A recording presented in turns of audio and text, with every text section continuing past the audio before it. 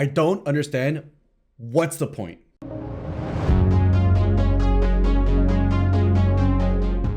If you'd like to pick up any of the cards that you see in today's video, then I have to point you guys onto 3 Mana Inc., the best place in Canada to get your DBS and Digimon sealed and single products. Links will be down in the description. Hey everybody, Espira, and I'm back with another DBS card game video, and today talking about Vegeta's Lineage.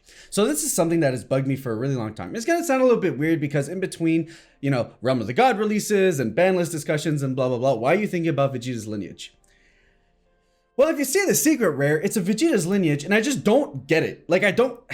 Okay, so you know what? It actually just kind of makes more sense if we jump into the cards, but beforehand, just kind of a precursor. We basically got a couple of cards in an expansion set a while ago that were Vegeta's Lineage, and there were some associated swap cards to it. And that was kind of cool. I was like, oh, sweet, we're going to get a Vegeta-oriented swap deck. That's super awesome, and I was super excited for it, and I'm still, like, oddly enough, kind of excited to see if something happens with it one day. But the problem is that, okay, so we got like sprinklings of support in like a set, and then the next set we got a couple of cards, and that's all that happens. And then like randomly Vegeta cards across the board just get Vegeta's Lineage, and there's no glue or cohesion or what you're supposed to do with it. So I just don't understand what the point of the trait is whatsoever. But like, just to give you guys like a highlight of what I'm talking about, it's actually probably better if we actually just jump right into like what the cards actually do and talk about those. So the biggest thing we can look at in terms of things that really help us is, you know, like understand where it initially was at. Battle Evolution Booster brings us the Swap Vegeta's Lineage archetype. Sick. All right, cool. So what's it about? Well, we got this 1-drop that swaps into a 2-drop. Cool. When it's played, you get to choose up between your opponent's battle cards. It gets minus 5k, and this got an activate battle where it becomes a 15k crit. All right, fine. So nothing too crazy, but okay. So it's a 1-drop that swaps into a 2. Every Lineage archetype has this kind of thing. Sick. All right. So when we're looking at 2-drop Vegeta's Lineage, what are we looking at? Well, we've got this guy right here. He's got a rival red-green, which is super cool, and it doesn't cost anything, which means you can actually skip the line and go right into your 2-drop instead. So I like that flexibility. I think that's pretty nice, but otherwise doesn't really do much. When he comes in, he negates a battle card by 5k, and then you can't play more copies of him, so like they don't want you to do 10k spam. Fine. And then for 1 red, if your leader cards are Red Saiyan, by the way, and if you have 3 energy or more, you get to go into your 3-drop. All right, cool. So this is a turn 3 play. So on turn 1, we went into the 2-drop, and then we're doing nothing with it. And this is the only 2-drop that exists. No other 2-drop exists for Lineage. Okay, so fine. So basically, the entire Lineage thing stops at turn 2 until you can get to turn 3. Fine. So now, when we're looking at what 3-drops we can go into, if we're going on with the multicolor theme that it keeps pushing, there's 2 of them actually. So we have this one, which is Devastating Alliance, which has Alliance red-green that gives them double strike and draw a card.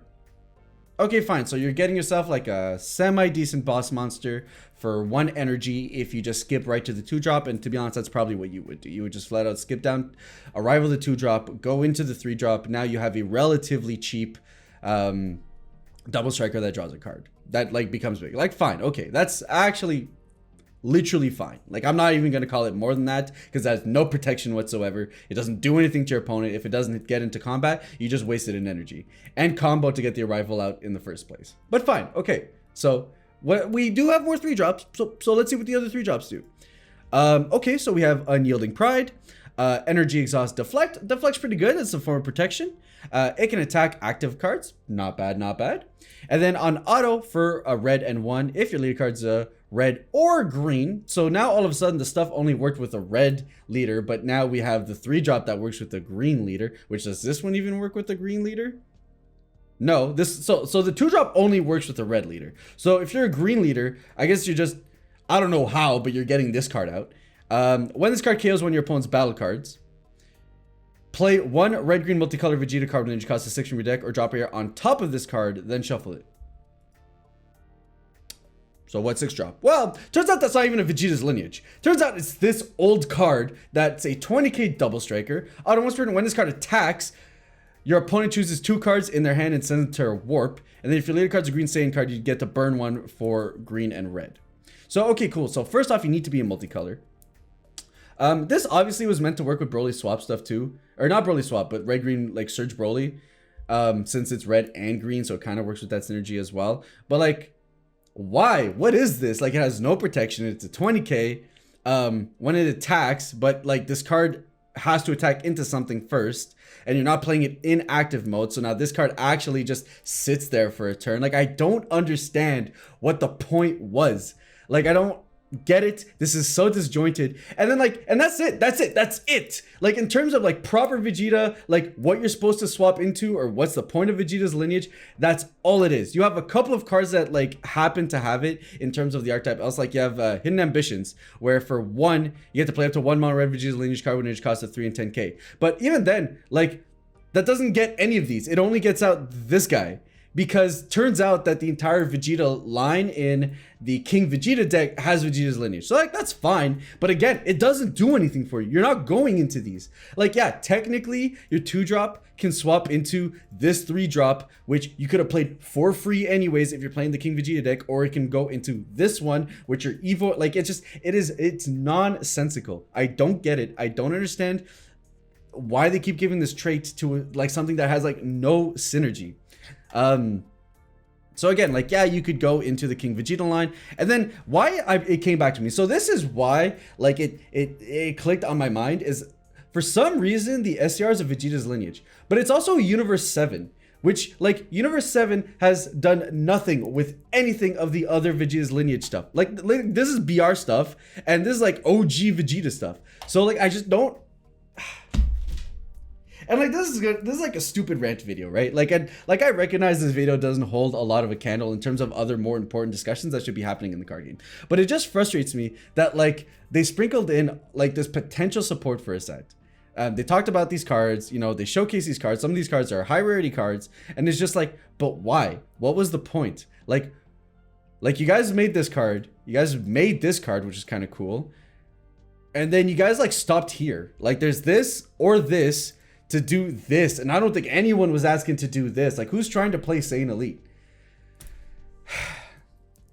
I don't know. I think it just feels half-baked. And for what it's worth, at least if it's a half-baked archetype, it didn't get that much card support, right? Like, this card is good. Hidden Ambitions is a card that's good enough standalone. Naturally, the Vegeta chain from the King Vegeta deck was incredibly good before the nerf to the field card, and the secret rare is amazing. So at the very least, like the disjointed archetype that they tried to give us to make this card more playable only exists realistically in like 4 cards.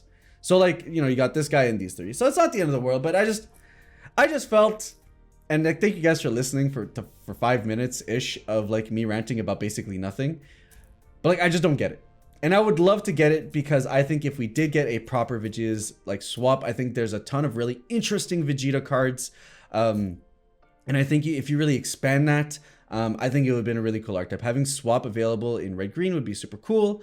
And if they really like buckled up, because you already have the start key, like just the fact that you have this card lends itself to being a really cool card to work with the entire archetype. So I think in general, I'm super excited to see, like, I still have hopes for this archetype somehow, that they bring it all together, because they keep doing it.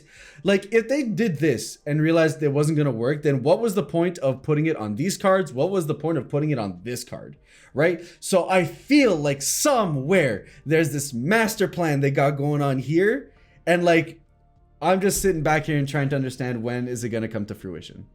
I don't know.